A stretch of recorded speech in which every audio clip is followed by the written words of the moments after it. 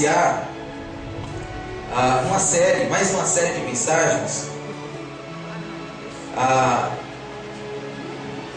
sobre ensino baseado na Epístola de Paulo aos Colossenses. E o tema dessa série de mensagens, de 5 mensagens que nós estaremos realizando agora no mês de janeiro e fevereiro, é a supremacia de Cristo. A supremacia de Cristo. Em de redirecionar a nossa história, em redirecionar os nossos valores, em redirecionar os nossos relacionamentos, em redirecionar a nossa agenda, em redirecionar a nossa família. Nós acreditamos que Cristo, e somente Cristo, nós não precisamos mais de outra pessoa, nós não precisamos de um outro complemento. Somente Cristo, somente o Filho de Deus encarnado, que veio aqui, que morreu por nós, que ressuscitou e que está sentado ao lado direito de Deus Pai e intercede por nós, somente Ele, argumenta o apóstolo Paulo em Colossenses, é capaz de redirecionar a nossa história, de redirecionar os nossos valores, os nossos relacionamentos, a nossa agenda ou as nossas prioridades e a nossa família. E hoje nós vamos dar início a essa série com o seguinte tema: a supremacia de Cristo em redirecionar a nossa história. Mas antes de nós analisarmos o texto, eu queria mostrar para vocês mais ou menos um mapa, mais ou menos onde ficava a cidade de Colossos. O que vocês estão vendo aí é um mapa da Ásia Menor, e esse quadro amarelado, ele está focando justamente na região da Ásia Menor, que hoje é a atual Turquia. Okay? Então aí você vê Éfeso, Hierápolis, Laodiceia, e mais embaixo, lá embaixo do quadro amarelo, você está vendo a cidade de Colossos. Ok? Algumas características dessa cidade. Por exemplo, Colossos era uma cidade economicamente próspera. Tinha terras férteis, porque na cidade de Colossos passava um rio chamado Rio Lico. E esse rio fazia com que as terras eram prósperas, eram auspiciosas para a plantação, para a agricultura. Essa cidade também circulava um grande fluxo de comerciantes, pessoas de várias cidades ao redor, pessoas da redondeza iam até Colossos fazer compra, ir no shopping lá da cidade de Colossos.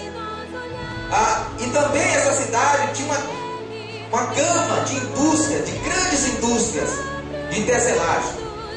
Então era uma cidade industriária, era uma cidade próspera, era uma cidade que estava economicamente subindo, crescendo.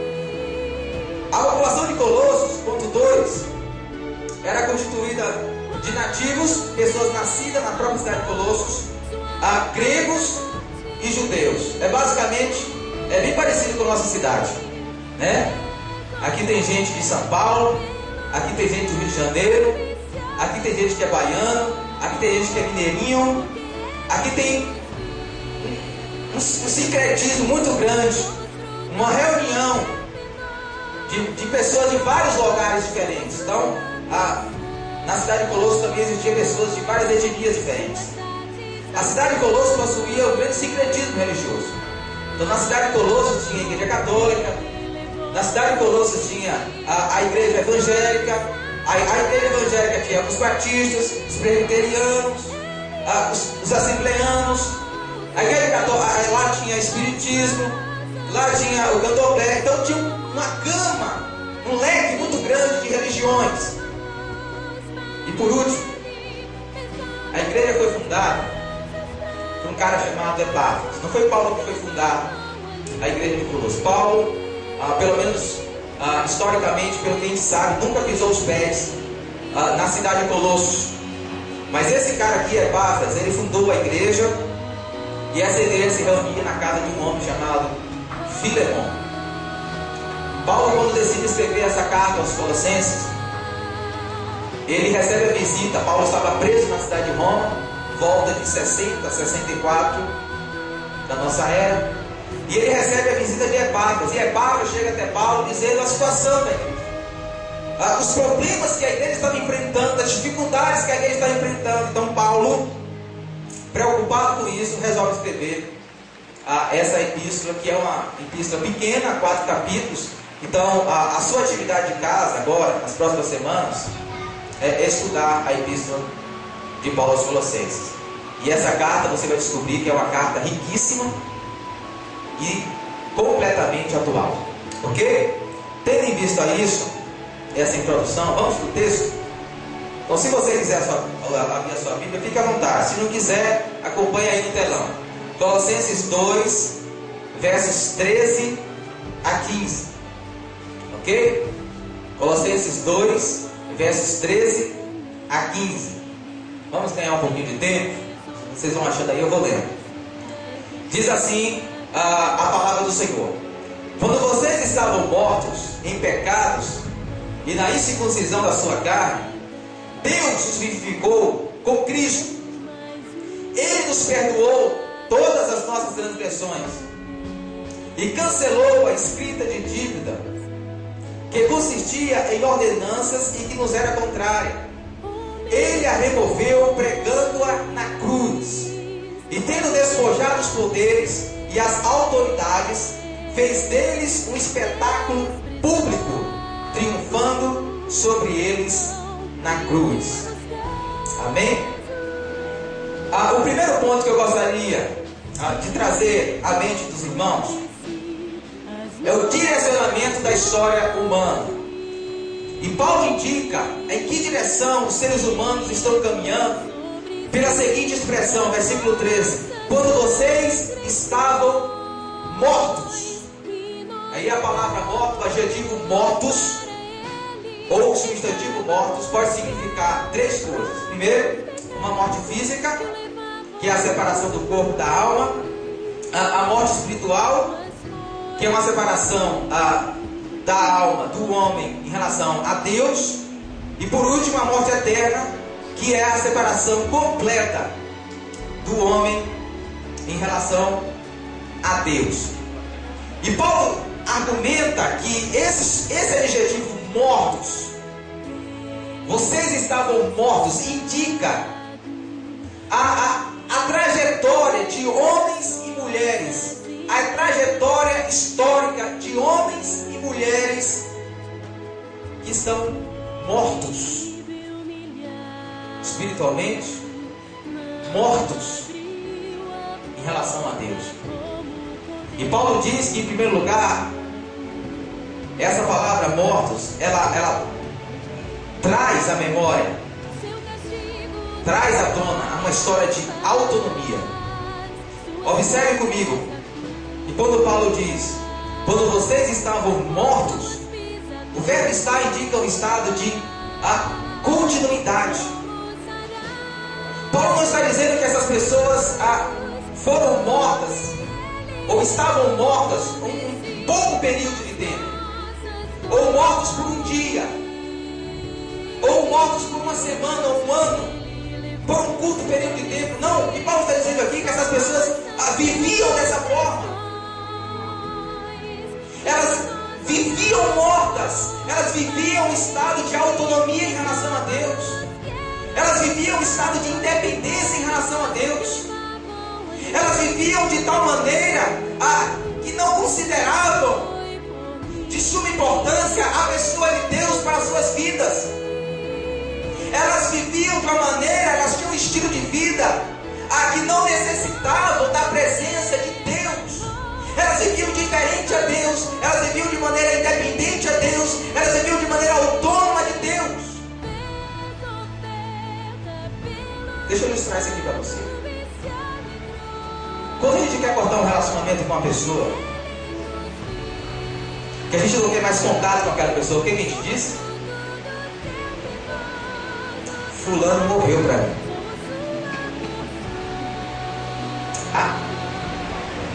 A namorada, quando está chateada com o namorado, que não quer mais saber dele. Ah, fulano morreu. Eu não quero saber nem mais pintar de ouro aqui na minha frente. Quando pessoas dizem isso, fulano morreu para mim, essas pessoas estão dizendo que aquela pessoa não é mais importante para as suas vidas. Que aquela pessoa não faz mais sentido para as suas vidas. Que aquela pessoa não é mais importante para nos trazer realização, para nos trazer felicidade, para nos trazer alegria. Nós não precisamos mais daquela pessoa para viver satisfeitos. Por isso nós dizemos, aquela pessoa está morta para mim. E nós fazemos isso com o namorado, nós fazemos isso com o pai, com a mãe, com os filhos. Tem pessoas que fazem isso com amigos, tem pessoas que fazem isso com vizinhos, com colegas de trabalho, e tem pessoas que fazem isso com Deus. E a pergunta que eu deixo aqui, mas esse não foi o estilo de vida que Adão e Eva escolheram? Esse não foi o estilo de vida de autonomia que os nossos primeiros pais escolheram? E aqui eu trago à tona 3 passagens do livro de Gênesis, para a gente entender um pouquinho. Gênesis capítulo 1, versículo 27 diz o seguinte: criou Deus o homem à sua imagem, a imagem de Deus o criou, homem e mulher os criou. Deus os abençoou. Deus os abençoou. Disse Deus: eis que lhes dou todas as plantas que nascem, e toda a terra, e produzem sementes, e todas as árvores que dão frutos com sementes, elas servirão de alimentos para vocês. Capítulo 2, verso 16 e 17. E o Senhor Deus ordenou ao homem: coma livremente de qualquer árvore do jardim, mas não coma da árvore do conhecimento do bem e do mal, porque no dia em que der a comer, certamente você morrerá. Em outras palavras, Deus manifestou a sua graça na vida de Adão, na vida de Eva, ao criá-los, ao colocá-los em um jardim próspero, ao colocá-los diante do jardim a que provia todas as suas necessidades. Deus os abençoou. E o que Deus queria é que eles vivessem de maneira confiante na palavra de Deus, vivessem na fé na palavra do Senhor, vivessem independente daquilo que Deus queria para a vida deles. E no finalzinho do versículo 17, Deus diz: não coma da árvore do conhecimento do bem e do mal. Por quê? Porque no dia que vocês comerem, vocês morrerão. A árvore do conhecimento do bem e do mal representa a proposta de independência em relação a Deus. A árvore do conhecimento do bem e do mal representa a proposta de tirar Deus das nossas vidas, de não se satisfazer em Deus, de não querer depender de Deus, de tirar Deus da nossa história, de tirar Deus das nossas vidas, de declarar para Deus: eu não preciso de você. Capítulo 3, verso 1. Ora, a serpente era o mais astuto de todos os animais selvagens que o Senhor Deus tinha feito. E ela perguntou à mulher: foi isso mesmo que Deus disse? Não coma de nenhum fruto das árvores do jardim? Respondeu a mulher à serpente: podemos comer do fruto das árvores do jardim, mas Deus disse: não coma do fruto da árvore que está no meio do jardim, não nem toquem nela, do contrário vocês morrerão. Disse a serpente à mulher: esse Deus é brincadeira. De certo vocês não vão morrer. Deus está mentindo para vocês. Deus está enganando vocês. De certo vocês não vão morrer. Deus sabe que no dia em que dele comerem, seus olhos se abrirão, e vocês, como Deus, serão conhecedores do bem e do mal. Deus está enganando vocês, seus bestinhas. O que Ele quer é que vocês não sejam igual a Ele. Para que vocês ficarem dependendo desse Deus vocês podem ser igual a Ele? Para que vocês estarem debaixo da autoridade desse Deus, se vocês mesmos podem ser a autoridade sobre a vida de vocês? Para que vocês confiarem nesse Deus, se vocês podem agora ser autônomos e proclamar a sua independência em relação a esse Deus, e viver uma vida satisfeita, e viver uma vida alegre? Essa foi a proposta que a serpente fez a Adão e Eva. E essa tem sido a proposta que o diabo, ainda nos dias atuais, tem feito para homens e mulheres que querem excluir a presença de Deus, a dependência de Deus.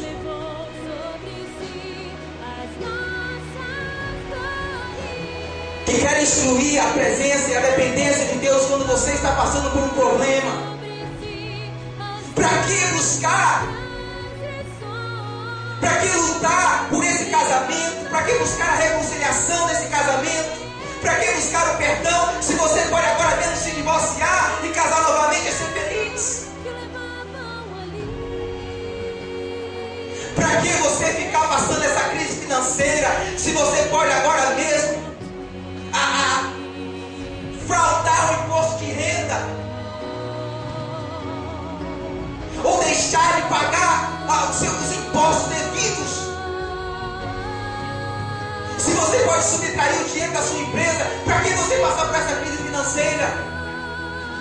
Para que você esperar ter um casamento, se você pode desfrutar agora mesmo de intimidade sexual com o seu namorado ou com a sua namorada? Essas têm sido as propostas que o diabo tem colocado para homens e mulheres todos os dias. Para que confiar em Deus? Para que depender de Deus? Para que esperar em Deus, se você pode agir sozinho? Mas a palavra mortos também significa, ou traz, o relato de uma história de autossatisfação, alto prazer. O apóstolo Paulo escreve dizendo: quando vocês estavam mortos em pecados e na incircuncisão da sua carne. Paulo diz que a base do estado de mortificação de homens e mulheres são os seus pecados e a incircuncisão da sua carne. A palavra pecados traduz o termo grego paratoma, e significa basicamente 4 coisas: desviar-se de, cair ao lado de, errar o alvo ou dar um passo em falso. E o termo incircuncisão é o contrário de circuncisão. A circuncisão reflete o aspecto da aliança de Deus com o seu povo. Deixa eu trazer aqui para vocês Gênesis capítulo 17, versos 9 e 10, para a gente entender o que é a circuncisão. Disse Deus a Abraão: guarde a minha aliança, tanto você como seus futuros descendentes. Esta é a minha aliança com você e com seus descendentes, aliança que terá que ser guardada. Todos os do sexo masculino entre vocês serão circuncidados na carne. Terão que fazer essa marca, que será o sinal da aliança entre mim e vocês. Em outras palavras, Deus está dizendo o seguinte: olha, Abraão, eu quero fazer uma aliança contigo. E essa aliança, ela tem que ter um aspecto exterior, para que as pessoas vejam que você tem uma aliança comigo. E eu quero que você e todos da sua casa, do sexo masculino, tirem um pedaço do prepúcio, do pênis, do homem, da criança de 8 dias. Essa será a marca da aliança entre mim e você. Mas essa é uma marca exterior, não é a marca mais importante, não é a marca final, a que está por base, a que está por baixo. A mais importante é que diz Deuteronômio capítulo 30, verso 6: o Senhor, o seu Deus, dará um coração circuncidado a vocês e aos seus descendentes. Para quê? para que o amem de todo o coração e de toda a alma e vivam. O que Moisés está dizendo aqui é que a marca exterior não vale de nada. Não vale de nada se não partir de uma decisão do coração. Uma decisão firme do coração de quê? De amar a Deus de todo o coração e de toda a alma. E aí então, quando nós decidimos no coração amar a Deus, confiar em Deus, depender de Deus, estar satisfeito em Deus com toda a nossa alma, de todo o nosso ser, então nós viveremos. Deixa eu ilustrar isso aqui para vocês. Está vendo essa aliança aqui? Essa aliança aqui, eu coloquei no meu anelar esquerdo para simbolizar para homens e mulheres de uma decisão que eu tomei aqui no coração. E a decisão que eu tomei aqui no coração é que eu estarei satisfeito única e exclusivamente com Rita. Eu casei com Rita e a minha satisfação como homem só encontrará lugar nela. É isso que eu estou afirmando com essa aliança. Mas essa aliança não vale de nada se isso não partir daqui. Se não for decisão tomada aqui no coração. Eu tomei uma decisão no coração e eu estou mostrando para todos e para ela também que eu tomei uma decisão de estar satisfeita nela. O que Paulo está dizendo aqui é que homens são incircuncisos de coração, são incircuncisos de carne, homens que não decidem viver sob a aliança de Deus, homens que decidem não viver satisfeitos em Deus. Por isso eles são incircuncisos de coração. Por isso esses homens se desviam da vontade de Deus. Por isso que esses homens caem ao lado da vontade de Deus. Eles erram algo constantemente. Eles dão passos em falsos na vida constantemente. Eles pisam na jaca. Eles não querem se satisfazer em Deus. Por quê? Porque a satisfação deles só está em promover os seus próprios desejos. Mas espera aí, essa não foi a escolha de Adão e Eva também? Gênesis 3, 4 a 6. Disse a serpente à mulher: certamente não morrerão. Deus sabe que no dia em que dele comerem, seus olhos se abrirão, e vocês, como Deus, serão conhecedores do bem e do mal. E aqui vem o desviar-se dele, cair ao lado dele, errar o alvo, dar passos em falsos. Aqui é o alto da incircuncisão. Eva diz: quando a mulher viu que a árvore parecia agradável ao paladar. Agradável. A proposta de autossatisfação, ela não é desagradável, ela é agradável. Era atraente aos olhos. Não pense que Satanás coloca diante de mim, de você, propostas que não sejam atraentes, que não sejam agradáveis. Não. A proposta de autossatisfação é agradável ao paladar, é atraente aos olhos, e além disso, desejável para dela se obter discernimento. Tomou do seu fruto, comeu e o deu ao seu marido, que comeu também. Em outras palavras, Satanás colocou diante de Eva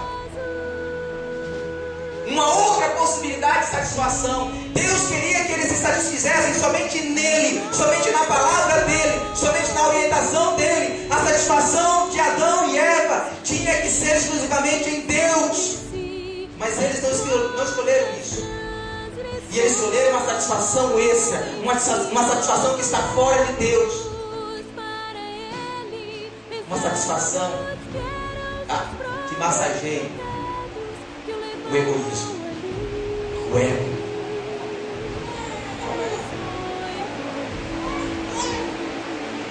Quantas vezes o diabo tem colocado em nossas vidas uma proposta de uma satisfação que está além de Deus, que está fora de Deus. O nosso mundo, a nossa sociedade, irmãos, é uma sociedade que busca o prazer, a satisfação a todo tempo. Mas é uma satisfação sem Deus, sem a pessoa de Deus, excluindo Deus, uma felicidade sem Deus, uma alegria sem Deus. Observe, por exemplo, os comerciais de cerveja. Você já percebeu os comerciais de cerveja? São todos parecidíssimos. Uma roda de pessoas bonitas, extremamente felizes e satisfeitas. Mas você não ouve, não vê nenhum tipo de preocupação do que Deus está pensando sobre a vida delas. Assista as novelas. Perceba que nas novelas pessoas se casam, pessoas se divorciam, pessoas roubam, pessoas matam em busca da felicidade, em busca da satisfação, mas uma satisfação que não abarca a presença de Deus, que não está em Deus. E essa autossatisfação gera morte, distanciamento de Deus. Deixa eu ilustrar isso aqui para vocês. Às vezes a gente entende um pouco mais quando a gente vê um gráfico, né? Essa seta aí representa a direção da história humana. Para onde homens e mulheres estão seguindo na sua história. E a seta aponta para o ego, para o egoísmo. Pessoas excluem Deus das suas vidas. Pessoas excluem Deus das áreas da sua vida. Pessoas excluem Deus da sua história. Pessoas não se satisfazem em Deus para satisfazer o ego. Eu tenho direito de ser feliz. É a frase da moda. Eu tenho direito de ser feliz. E esse tem direito de ser feliz, se divorcia, rouba, trapaceia, puxa o tapete do outro. Mas eu tenho direito de ser feliz. Egoísmo. O ego. E o que é que o ego gira? Ou melhor, o que é que o ego resulta? O amor ao ego resulta em pecado, resulta em autonomia em relação a Deus, resulta em autossatisfação, resulta em morte espiritual e, por último, a morte eterna.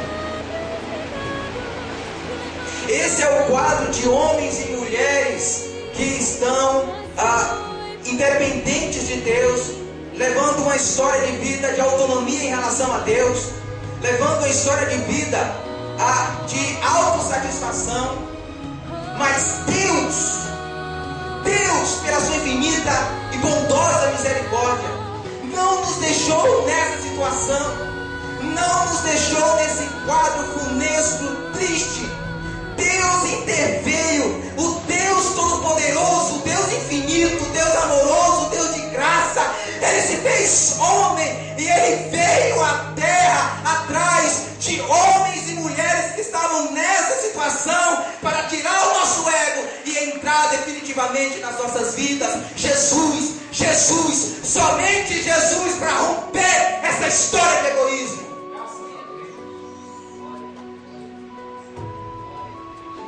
E Jesus, Ele nos leva a Deus.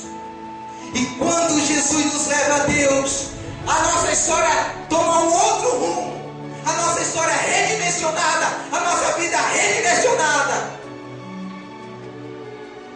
E nós começamos a caminhar, não para o ego, não para a autossatisfação, não para a independência em relação a Deus, desconsiderando Deus nas nossas escolhas, nas nossas atitudes, nas nossas opções do dia a dia, mas não, colocando Deus em primeiro lugar em tudo que a gente faz. A direção muda completamente do ego para Deus. O resultado é completamente diferente. Em lugar de pecado, ao perdão. Em lugar da autonomia em relação a Deus, a dependência de Deus. Em lugar da autossatisfação, há uma satisfação plena de toda a alma, de toda a força em Deus. No lugar da morte espiritual, a vida espiritual. No lugar da morte eterna, a vida eterna. A nossa história é completamente mudada quando nós nos rendemos ao amor de Jesus.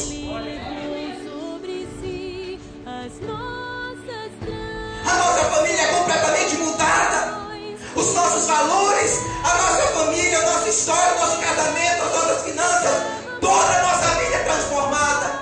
Toda a nossa vida é redirecionada quando nós colocamos Jesus no trono do nosso coração e tiramos o ego, e tiramos o egoísmo. Ponto 2 é o redirecionamento da história humana. Paulo vai dizer que quando Jesus entra na nossa história, a primeira coisa que acontece é a concessão da vida eterna. Ele nos dá a vida eterna. Diz o texto sagrado: Deus os vivificou com Cristo. E aqui eu queria trazer uma informação bastante interessante, para a gente entender o que Paulo está dizendo aqui. O verbo vivificou aponta para uma ação passada e completa. Em outras palavras, quando homens e mulheres se rendem, se curvam diante do amor de Jesus demonstrado na cruz, imediatamente, completamente, definitivamente, Ele nos dá a vida, e a vida completa, e a vida plena. Ele nos dá a vida eterna, Ele nos dá a vida, Ele vivifica a nossa família, Ele vivifica o nosso casamento, Ele vivifica a nossa vida financeira, a nossa vida espiritual, a nossa vida profissional, que nos dá fé. Ele traz nova vida, Ele traz um novo tempo, Ele traz uma nova história de vida quando nós nos rendemos a Ele. Ele nos vivifica. Agora, deixa eu explicar uma coisinha aqui. Às vezes nós temos uma compreensão um pouco distorcida do Evangelho.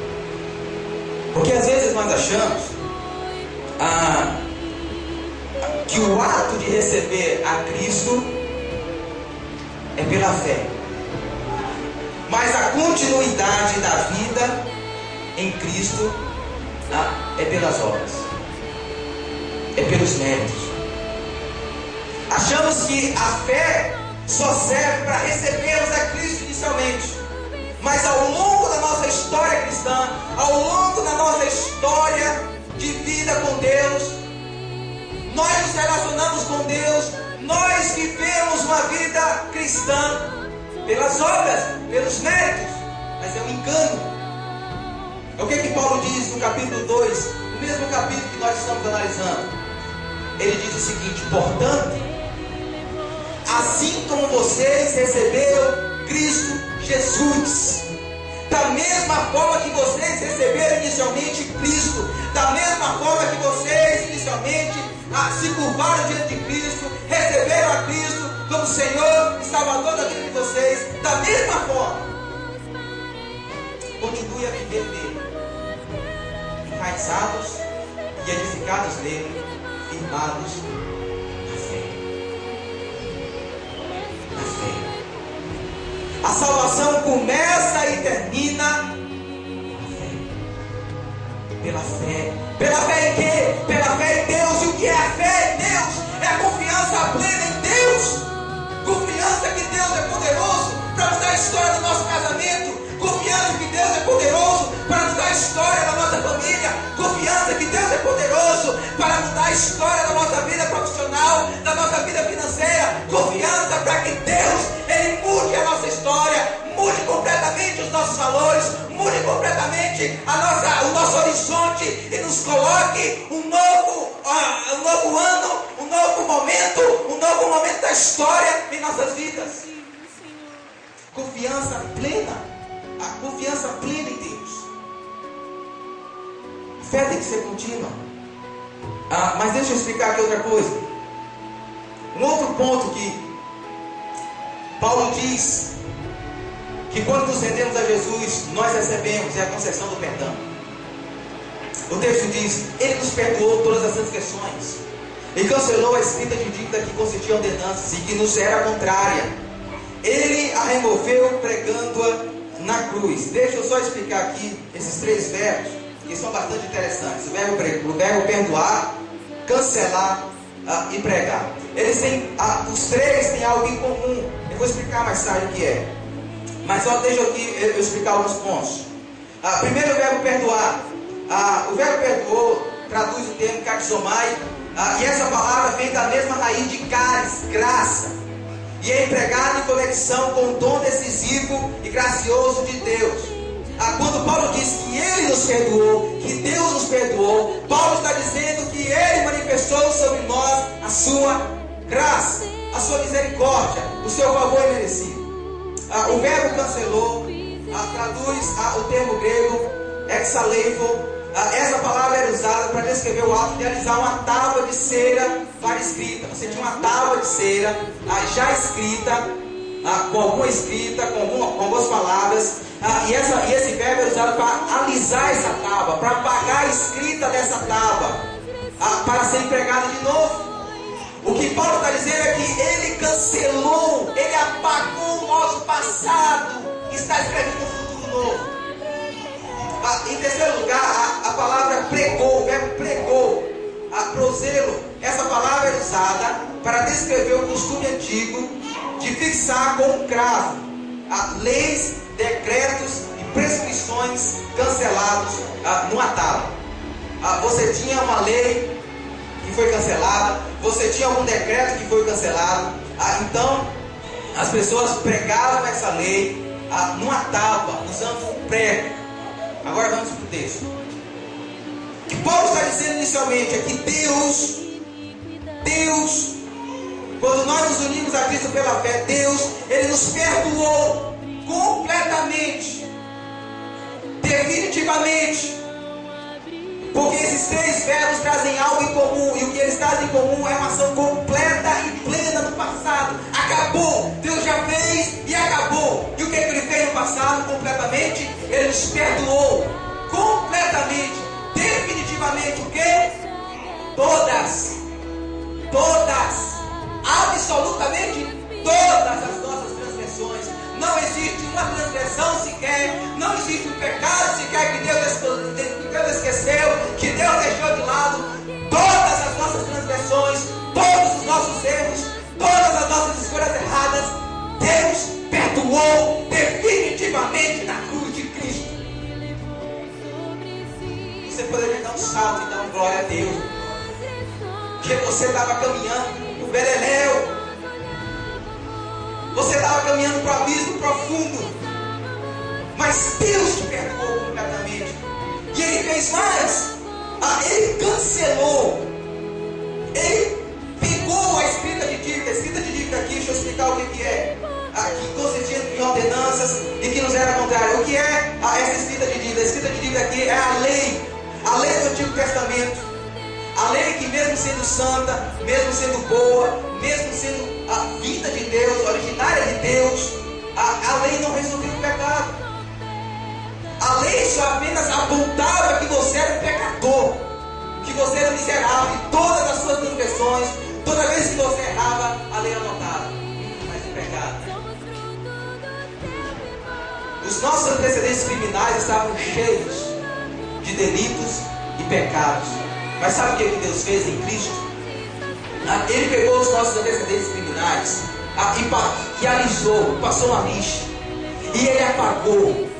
E Ele apagou o nosso passado completamente. Ele apagou as nossas burradas, Ele apagou os nossos erros, Ele apagou as nossas falhas, os nossos pecados. Ele apagou completamente e Ele pregou essa tábua, essa escrita de dívida na cruz, dizendo: eu paguei o pecado dessas pessoas, eu paguei o pecado desses homens, eu paguei o pecado dessas mulheres, eu paguei o erro dessas pessoas. Eles não devem mais nada, eles agora podem viver, eles agora podem ter um relacionamento com Deus, porque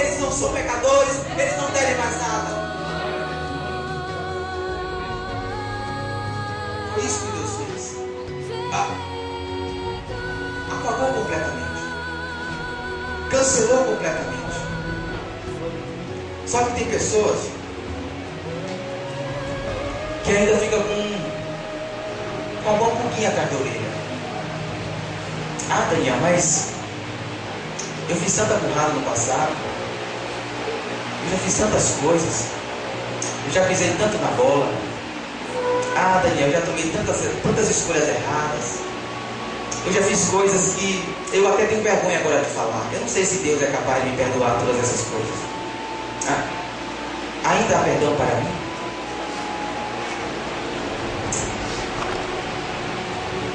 Deixa eu colocar o exemplo de uma pessoa que estava no fundo do poço do pecado. O Salmo 130, versículos 1 a 5 diz: das profundezas clamam a ti, Senhor. Ouve, Senhor, a minha voz. Estejam atentos os teus ouvidos às minhas súplicas. Esse cara está no fundo do poço. Esse cara já errou muito na vida. Esse cara está no túnel escuro, não vê luz sequer. Esse cara já colocou muito pé na jaca. Esse cara já fez muita burrada na vida. Esse cara já fez muita besteira. E ele está agora no fundo do poço. E ele está clamando a Deus. Ele está: ah, Senhor, ouve a minha voz. E o versículo 3 continua: se tu, soberano Senhor, registrasse os pecados, quem escaparia? Em outras palavras, esse cara está dizendo aqui: Deus, se o Senhor fosse só justiça, quem é que escaparia, meu Deus? Se o Senhor nos retribuísse conforme as nossas obras, quem é que escaparia, Senhor? Mas aí ele continua dizendo: mas contigo está o perdão, para que sejas temido. Contigo está a graça, contigo está o favor imerecido. Por isso, Senhor, eu quero agora viver uma vida em que eu espero no Senhor com todo o meu ser, que eu dependa do Senhor com todo o meu ser, que eu me satisfaça com o Senhor com todo o meu ser.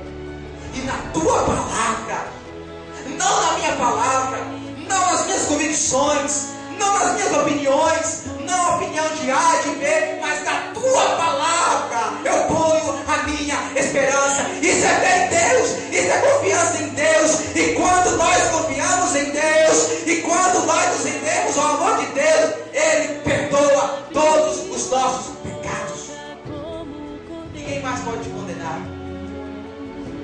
E por último, para finalizar nossa participação, a concessão da vitória espiritual. E tendo despojado os poderes e as autoridades, fez deles um espetáculo público, triunfando sobre eles na cruz. Deixa eu só explicar essas duas palavras. A primeira palavra, despojar. Essa palavra é usada, traz a figura do oficial deposto de sua posição de autoridade. Na antiguidade, quando o homem assumia uma posição de autoridade, de um cargo de autoridade, e ele era demitido, e ele era colocado para fora, havia um costume de se retirar as vestes oficiais dele, as vestes que ele exercia no seu cargo. Quando esse ato de tirar as vestes era realizado, trazia a ideia de que ele não tinha mais autoridade nenhuma para exercer aquele cargo. O que Paulo está dizendo é que a autoridade foi tirada de Satanás. E depois, o verbo triunfar traz a figura do imperador vencedor, triunfando. Não sei quantos aqui já assistiu aquele filme Troia, né? Quando o Aquiles, o guerreiro grego, ele vai até a fortaleza de Troia e duela com o príncipe de Troia, Heitor. E Aquiles, depois que ele acaba com a vida de Heitor, o que é que ele faz? Ele pega uma corda e amarra Heitor no fundo da sua carruagem e sai desfilando com a sua carruagem, e Heitor, o corpo de Heitor sendo arrastado pelas ruas. E ele chega no seu arraial e mostra o corpo de Heitor amarrado na sua carruagem, dizendo que Ele venceu o inimigo, que o inimigo já está derrotado, que ele já perdeu completamente essa guerra. O que Paulo está dizendo aqui para nós, amados, é que Satanás ele foi despido de toda a autoridade, ele foi despido completamente de toda a autoridade e poder sobre a nossa família, sobre as nossas vidas, sobre as nossas finanças, sobre a nossa provisão. Ele não manda mais no pedaço, quem manda é Jesus. E mais, que Satanás, ainda que esteja tentando, ainda que esteja guerrando, ele já perdeu essa guerra, essa batalha já é ganha, já é vitoriosa para o povo de Deus. Jesus está desfilando com o corpo do inimigo e ele está mostrando para nós que ele já venceu por nós na cruz do Calvário. Ele já venceu, ele já venceu.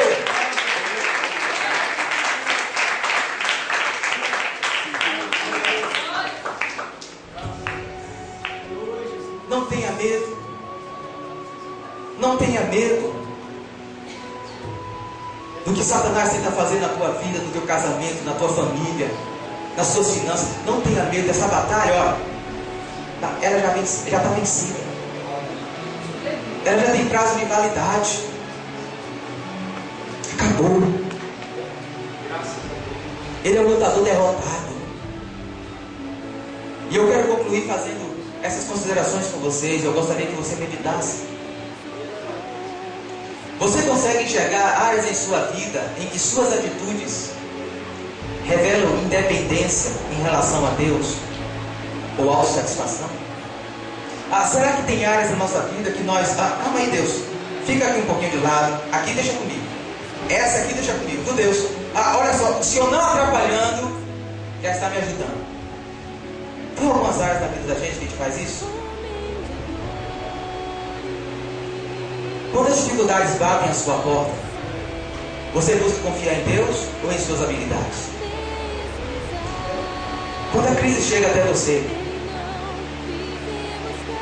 você corre para a árvore do conhecimento do bem e do mal? Ou você vai para os pés de Jesus? O que você faz? Se você identificar áreas em sua vida de independência e autossatisfação, saiba que Jesus morreu na cruz para te dar vida.